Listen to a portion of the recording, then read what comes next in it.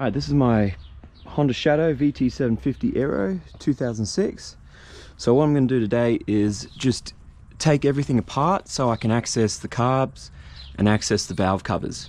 So this is just going to be a simple video taking everything apart.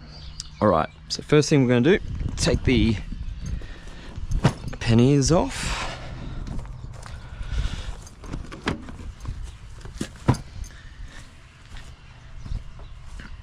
Okay, we are going to take a ratchet set, 8mm, and that'll do our back bolt here. Hope you can see that all right. Oh, something not right there. There we go. And once you've cranked it, it's easier just to take that off and do it by hand, I find. And get a little bit more speed.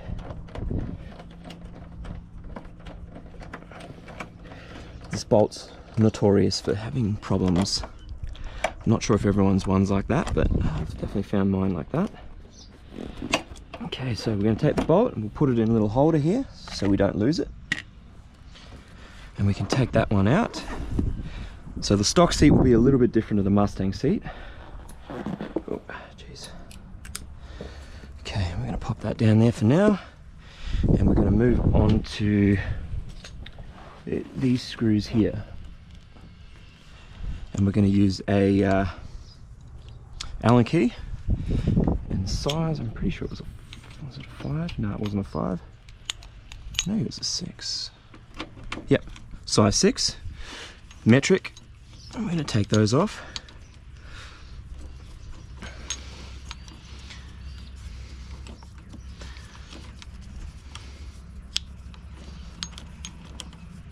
We'll take that down too so it doesn't land on anything.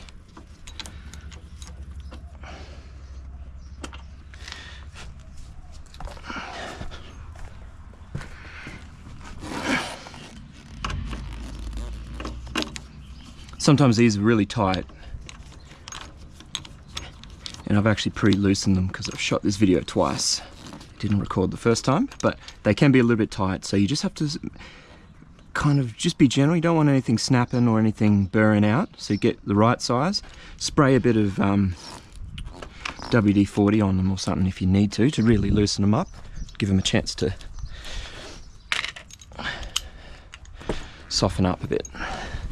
Alright, now the seat, best way is just standing over the top, and it slots in that way and comes out that way as well.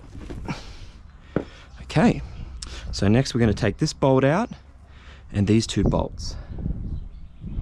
But what we're going to do first is we're going to come around here, this side. Towels are great,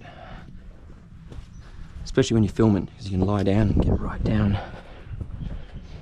Okay, so what you want to do is you have this set to off, and you kind of want to run it. Before you do all this, run it to the point where it uses up all the fuel that's in the carb, and then if that's set to off, it's not going to leak out through these hoses here, which we're going to start disconnecting now. I get a pair of long nose pliers. I'm going to come in like that, and oh, it's always a good idea to have a rag or something under here. You probably won't do it now because I've already disconnected this, but you're going to get a little bit of fuel coming out of here. But because this is off, you won't get a lot. If this is on, it's gonna cover everything in fuel. It'll just be free flowing. And then it's just another hose on that side there that we're taking off. Okay. So now that those are disconnected, there's just one more hose here, which I believe is a breather. And that just connects in under here. If you can see that all right. And we're just gonna disconnect that. Okay. Pause the video at any time if you need to sort of get your bearings, and if this is your first time doing this, take your time. Okay, we'll have that ready, and we're gonna take these bolts out here. It's always a good idea, I'm gonna do it now, to put something on the tank in case you drop something on it, like a tool Honestly, even a screw, if you try to grab it while it's rolling down, it'll scratch your tank. So we're going to put that there as best as we can. The wind will blow it a little bit. And these are, oh no they're not, 5s. Size 5, but you're better off getting a spanner like this so you can just have them all there, you know.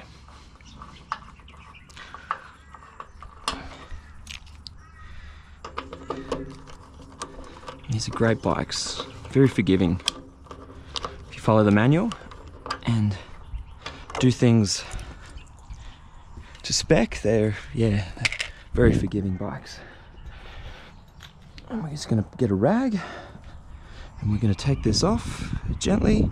It should just disconnect here from this little perch that it sits on, and I'm just going to hang it down here and put a little spacer in there just for now so it doesn't scratch against the tank. Alright, I'll take that cover off because it's getting in the way a little bit. And what we're going to do is take this bolt out here, and that'll be what's holding the bike. There's not a lot that holds it really, and that holds the tank, sorry. And we're going to take that off, and sometimes that can be a little bit tight if you're doing this for the first time in a long time. Take that off and finish it by hand.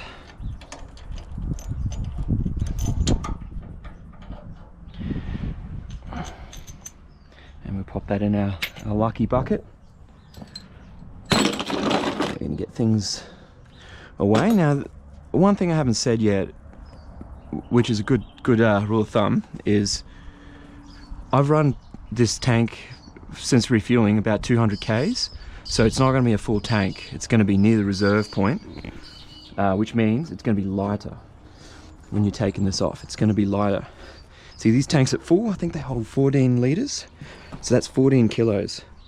I've done about 10 litres, so that's 10 kilos less. It all helps, you know, when you're trying to move it.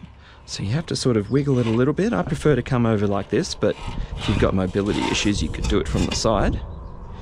And then you sort of just lift it up.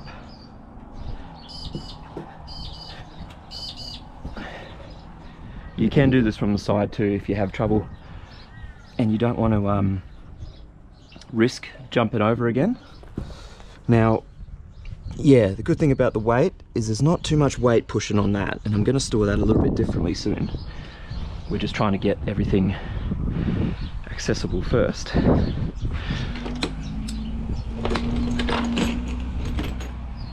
Okay, tools we need to take this airbox off is a set of pliers, screwdriver, and some sockets again. Now, where have I put that smaller size?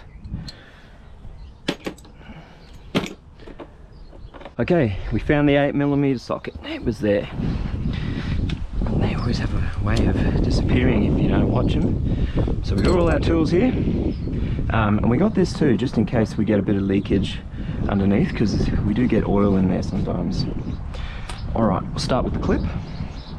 We're going to take it off from here actually, because we want to check the valves, and we'll have to open that up, I'm pretty sure anyway. So we're going to take it off from there. Wiggle it gently. Now, once again, this could be quite tight if yours hasn't been done in a while. We'll take this screw out. Highly recommend Japanese screwdrivers. I think the right term is Japanese industrial standard, because all these screws are designed with these in mind, and they don't slip, they don't burr, they go right in and grab on properly. Alright, so we've got 2 bolts, one down here and one over here. Once again, 8mm. We're going to undo these. These can be a little tight as well from the heat, but I've pre-loosened them already, so they should be alright. Keep in mind, if you've got some nice exhausts, things can drop here, so you can put something there to protect it if you've got some brand new shiny pipes to protect. Okay, so that screw will come out there. Let's put them all here so we don't lose them. And this screw here.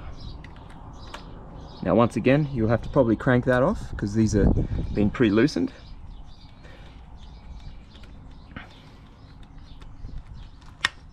I'm hoping you can see that all right. Okay, that's the 2 screws out there. Hold your air filter. She's coming down. Get some things out the way. Gently pull that off. Oh yeah, and there is the idle screw there that just pops out there. As you can see, it pops in and pops out like that. Quite simple. Okay, we'll get that one and we'll put that over the other side and make a bit of room when we start to work later on. So basically now everything's accessible. You've got access to the carb, which I haven't done a lot of work on a carb yet, so this will be, I might go through it first before I record it, and the valve covers here. So that I have done before once, but I'll have to refresh myself. You've also got access to the coolant reservoir. You can check that. And if you need a bit more room, if you're doing a coolant change, I recommend taking these off as well. So you give you a little bit more room to work in there. So I'm going to leave it at there for now. Oh yeah, and you've got your electronics under here if you ever need to access them. I've added a few little things to them over the years. But I'll leave it there for now. Cheers.